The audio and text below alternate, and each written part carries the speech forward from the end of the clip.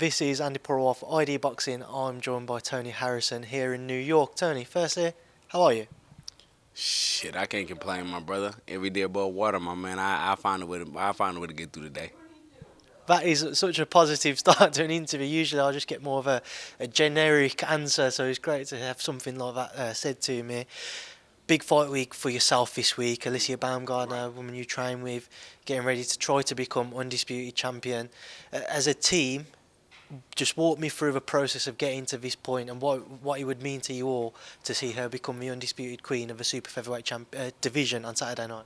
Well, I think you started the questionnaire off even like wrong. You said trying to become unified. I don't. I have to You stay don't. No, the neutral. fuck you don't. When you come here, come correct a little bit. You know what I'm saying? So I think we passed the part of trying. You know what I mean? Like I think her last fight she's fought the woman that was considered the top dog. So I think everything after that in her division would be a cakewalk.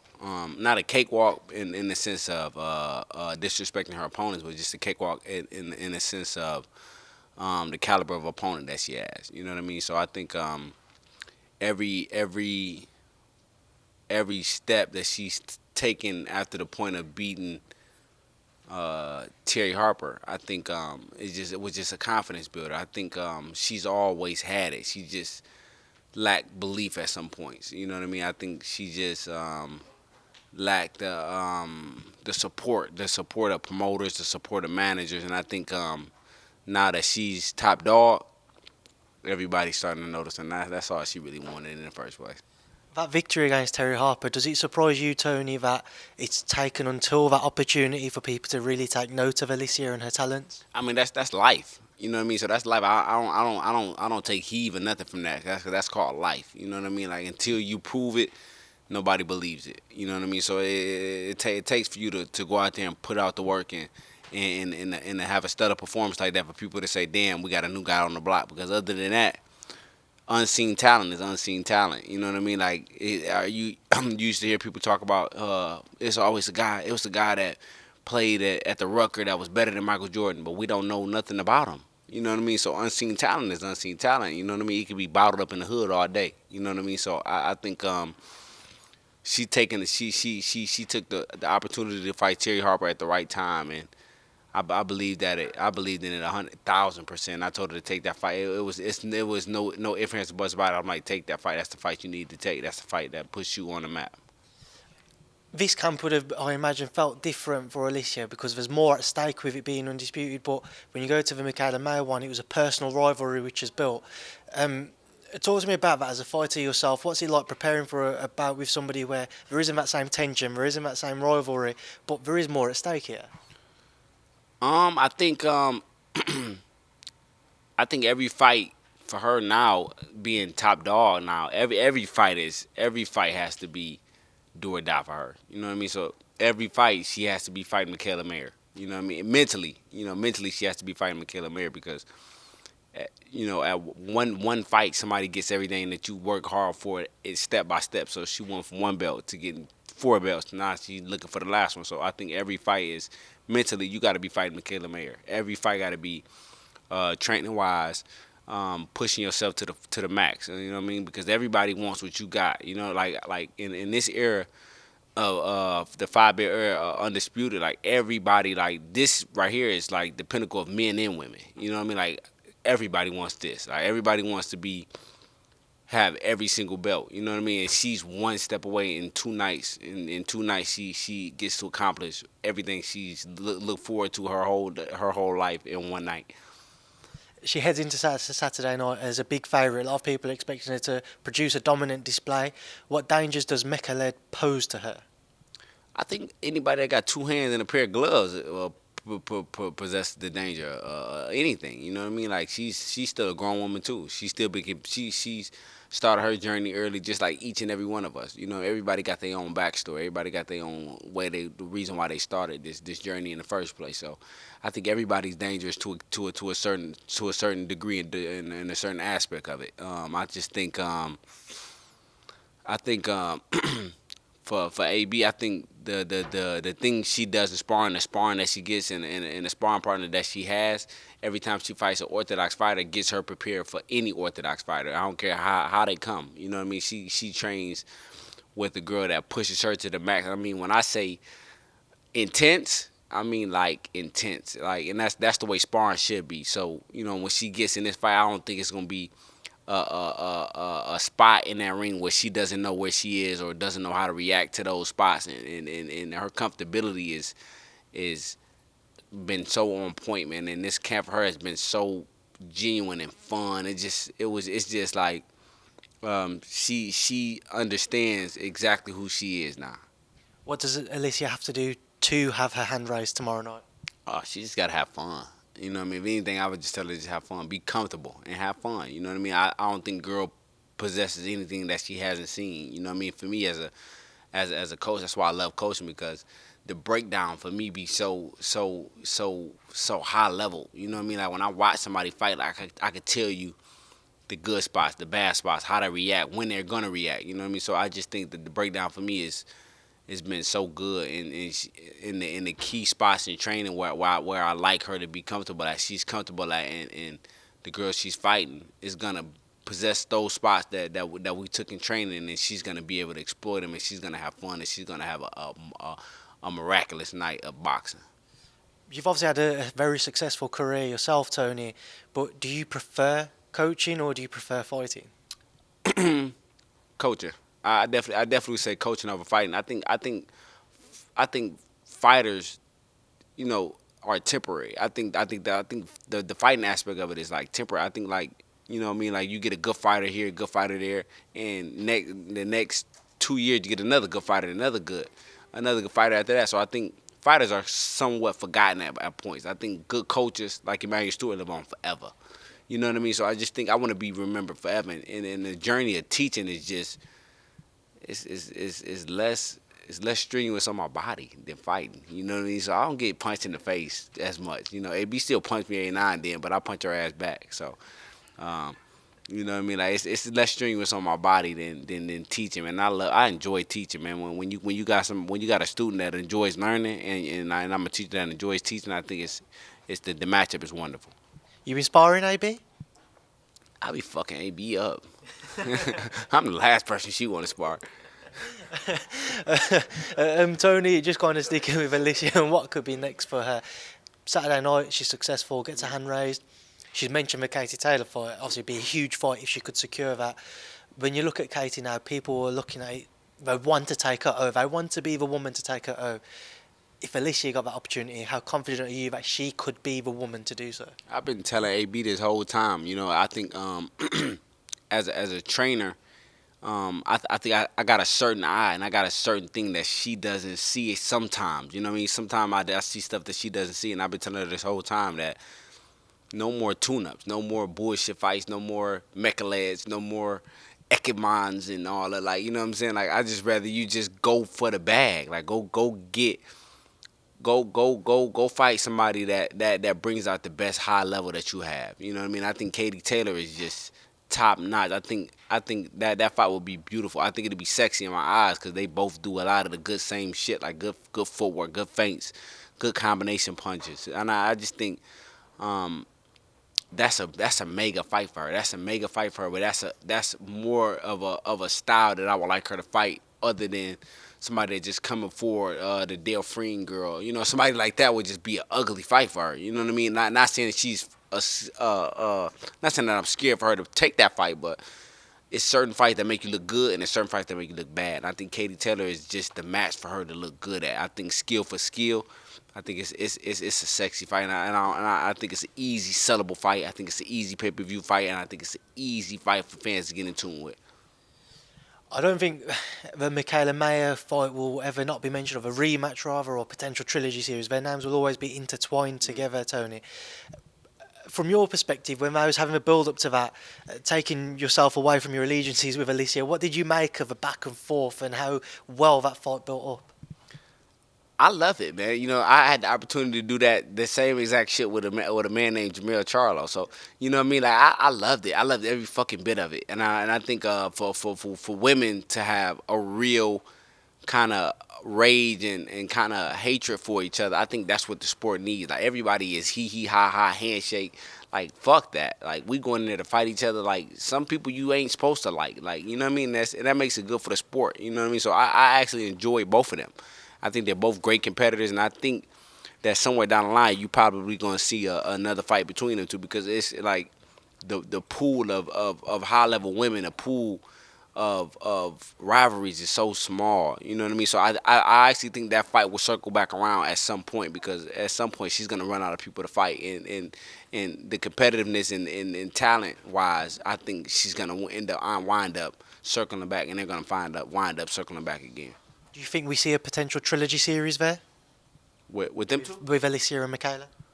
I think I think yeah, of course. You know what I mean? I think it only makes sense all the way around the board. Like you know what I mean? It only makes sense for the sport. It only makes sense for women's boxing. It only makes sense for their division.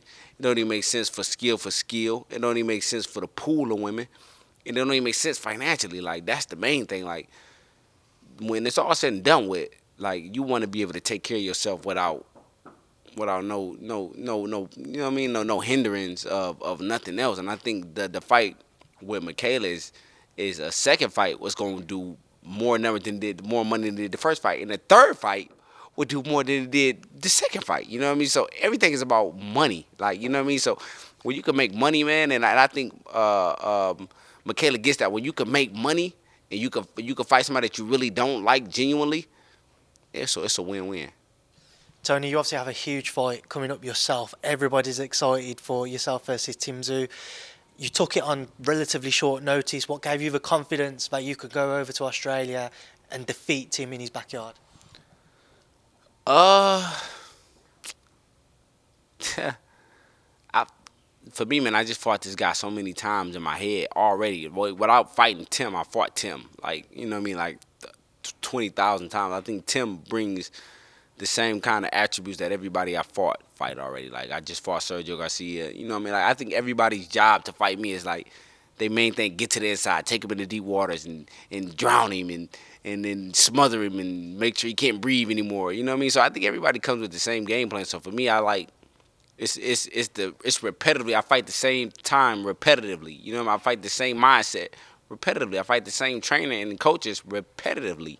You know what I mean? Like everybody like get there, get inside, get there. You gotta get there. You gotta throw punch. You gotta do this. You gotta say. But that shit don't work on me no more. You know what I'm saying? Like I think Tim is fighting me at the right time because he missed the pool, the time pool when that shit would probably have worked for me. You know what I mean? So for me, when AB started training, I started training. So it was an easy yes for me because I was already like off the couch. You know what I mean? I had put the fucking bottle and shit down. You know what I mean? Like so, it was just like that's my moment. You know what I mean? And for me to want a fight so bad in Jamel, and that's the way for me to get it, and that's the easier route for me to get it, because it was supposed to be Fondor, so I think that was the easier route as far as attribute wise, as far as size wise and height wise and southpaw. I think it was the easier route for me to go than to fight Fondor, which I would have fought Fondor. Don't get it fucking twisted, you know what I mean? Because everybody like, oh, you ducking? I ain't ducking no fucking body. I'm from Detroit, you know what I mean? So I think that's just the easier route to do it, and I think he was already next up. So if I can jump the line and be next up, it was a win-win. A lot of people are struggling to split you and Tim, Tony, and this is the fight which, on Tim's behalf, people wanted to see him step up and face a world-level fighter like yourself. What will be the difference when you step in the ring with him? I think the difference is I fought him fucking, how many fights I got? 32? I think I fought him like 28 times. He's never fought me not once. You know what I mean? So he never fought nobody with the attributes I have not once. You know what I mean? He really ain't even fought the kind of level of competition I fought. You know what I mean? I fought, ex-world champions, Hurd and Charlo. You know, I've been through a fire that he ain't never even seen yet. He's still trying to fight to get to those kind of matches that I had already been through 10 fights ago. You know what I mean? So I just think like for him, he wants what I have. I don't want what he have. He actually wants what I have. You know, he actually want to be where I've been already. You know what I mean? So for me, I'm just gonna walk him through it. I'm gonna walk him through it, and I'm gonna show him why it's levels to this shit. Travelling over as the away fighter, if the fight goes to the cards, do you have any concerns on that front? I mean, shit. I can't play. I can't play fighter and judge. You know what I mean? Like, everybody want me to play fighter and judge. I can't play fighter and judge. You know what I'm saying? Like, I just got. I'm gonna go to trial. I'm gonna plead not guilty, and whatever happens from there happens from there. I'm not going in that bitch like, damn, the judge might see me as a black man that then did this and did that, but. Nah, I mean the lawyers do their own job. I do my job. I'm a fighter. I do my job. The lawyer's gonna do his job.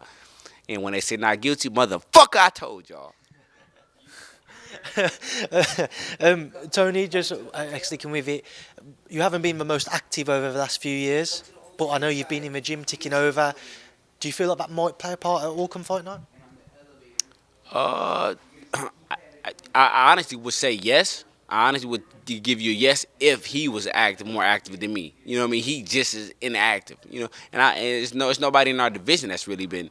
You know, it's nobody that they can line me up to fight that's been more active than the next person. You know what I mean? So I think everybody's really had the same kind of activity. Boxing has just been slow for everybody. You know what I mean? So he hasn't fought, and that's probably why he wanted to fight anybody at the point when Jamel hurt his hand. He wanted to fight anybody. You know what I mean? So because everybody want to get in the ring, man. Like, everybody want to get back in the ring. You know what I mean? Like, out of sight, out of mind. And he understands that, and I understand that. Out of sight, out of mind. You know, you only as best as your last win. I don't even remember the last time he fought. He probably don't even remember the last time I fought. You know what I mean? So it's been that long. So I think for him to want to get in, I actually applaud Tim as a competitor. You know what I mean? So I you know, all the shit I talk be like, that's just me and me, but I actually applaud him as an athlete, and I actually applaud him as a fighter for stepping up, for just wanting to get active, because that's all this shit is about. Like, everybody want to be everybody like we started this journey to fight. Like fuck the money part of it. Well, not fuck the money part of it, but you know what I'm saying. That's the biggest part, is just fighting for us. You know what I mean? And we just want to fight. I want to fight. He want to fight, and for him to take a dangerous fight like this in between, I applaud him as a competitor. Tony, you win and you get that chance to secure that trilogy bout with Jamal Charlo. What would you do differently stepping in the ring with him for a third time? See, if I tell you that, then he might pull out. So I can't tell you that. You know what I mean? Like, I've already been running miles and miles and miles chasing this shit. So I can't really give you that. You know what I mean? Because if I give you that, then he watch that and he be like, you know what? There's something about this kid that really feels confident that he's gonna beat me this time. You know what I mean? Because I really am confident. You know what I mean? I was confident all them times, but I just know why. I know why I fell off at. You know what I mean? I know why I messed up at. You know what I mean? If I get the opportunity to clean slate that and fix that, I will. One British fighter who's mentioned you, he's just had a big win himself. Liam Smith stopped Chris Eubank Jr. up at middleweight. Naturally, he's fought at light middleweight throughout his entire career. He said he's open to facing the winner of you versus Tim Tszyu. Would you entertain a potential Liam Smith fight? I wanted to fight Liam Smith before this fight was even entertained. You know what I mean? Like all these guys that say they want to fight, these motherfuckers don't want to fight, man. And you know what? I don't even think it's the fighters no more. You know what I mean? Like, I think it's promoters and managers that's like stopping fucking people from being people. Like, you know what I mean? I think Liam is a hell of a dude. I think he had a hell of a performance against Eubanks. But that was a fight that was asked for me by what is this promoter name again? Ben Shalom. Ben. So Ben asked me would I fight him. I'm like, fuck yeah. You know, when I was over there in the UK for Mekhaled and AB fight. You know what I mean? I'm like, yeah, I will fight him. He's like, well, Al, and I'm like, Al was tell him, and I told him, like, Al will say yes. All you gotta do is tell me to tell him yes. You know what I mean? Like, I'm like, if that's a fight we really want to make and shake down, a yes is a yes. You know what I mean? Like, Al is a guy that's for the fighters. You know what I mean? A lot of people say a lot of managers, promoters, I'm for the fighter, but fighters want to fight people. You know what I mean? Like, people want to fight each other. Promoters and managers got to make that shit shake. And I think Al, if I told Al right now I wanted to fight this guy and this guy want to fight me and they come up with a real proposal, Al either going to say, do you want to fight him for this? Or because I can make a better proposal for the fight, but the fight could be a go. You know what I mean? It's just the X's and O's that has to be crossed out. But it's, a fight with Liam. I would love to fight Liam. I've been one. Like, when I was on the shelf and I was just looking for a fight, I went over there and I told Ben I would fight Liam. You know what I mean? So it's no ducking in my body. It's no scaredness in my body. And I think a Liam Smith fight would only make sense for me to fight him in the UK. I only want to fight motherfuckers in their territory. Like I don't even like if I'm not fighting in Detroit from here on out, I want to fight you in your hometown. And I think that'll be a fan friendly fight. And I think people will love to come out and see me fight somebody in their hometown. That could be some world tour, Australia, England, back to America for Charlo. Oh, you forgot to tour Dubai with all the bitches. You know what I'm saying? I'm gonna have that in between. You know what I'm saying? So I'm gonna do that in between. You know what I'm saying? So, but yeah, no, I'm just a guy that wants to fight the best, and I want to do it in hostile environments now. You know what I mean? I'm at the age I'm just like, if I could do it traveling the world and do it like where it makes sense to be in hostile environments, I would love that. I would love a Liam Smith fight in the UK.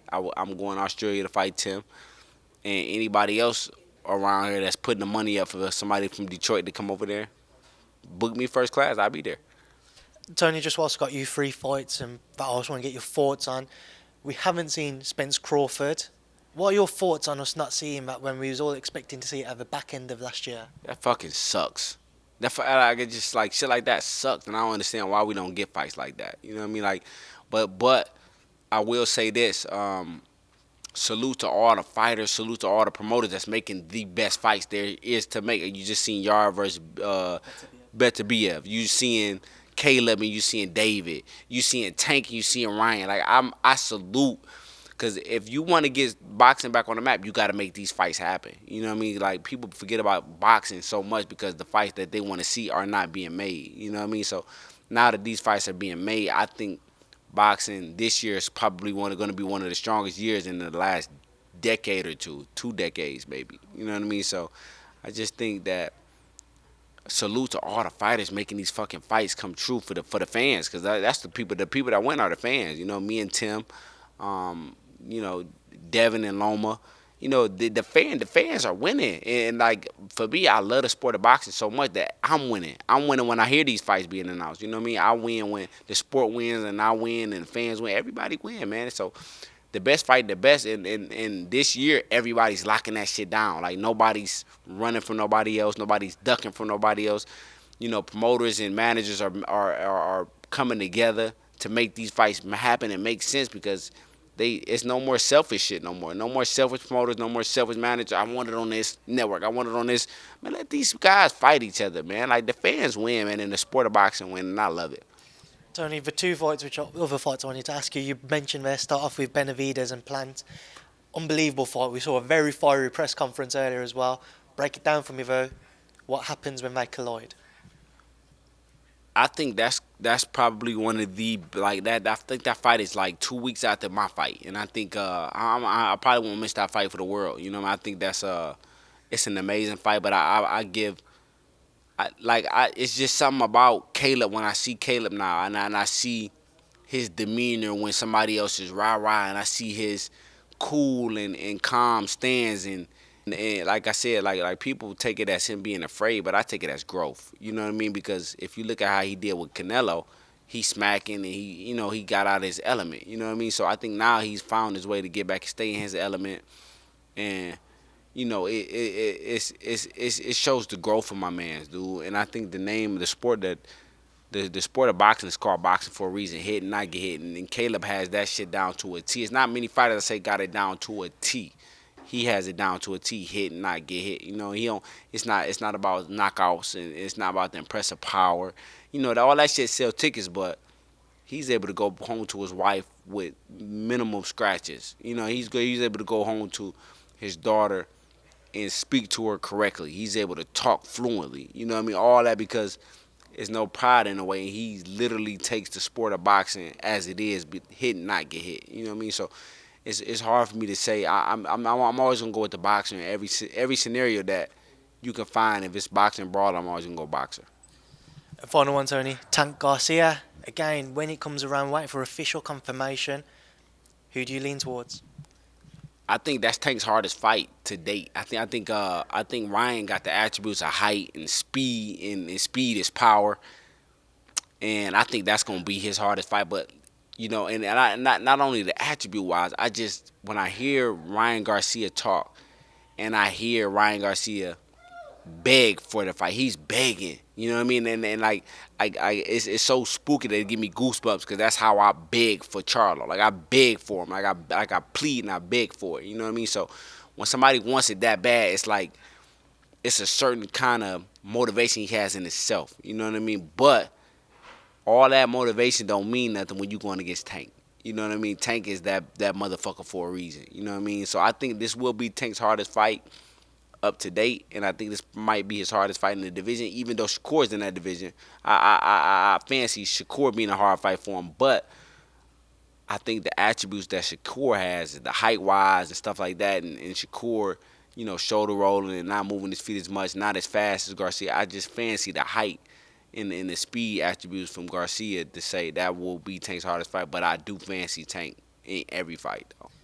Tony, it's the first time I've had the pleasure of sitting down and interviewing you. I've enjoyed it thoroughly. I could sit here and keep on asking you more questions, but I know the team's hung around for you and everybody wants to get off and enjoy the rest of their night. So thank you for speaking to me, and of course, good luck on Saturday night.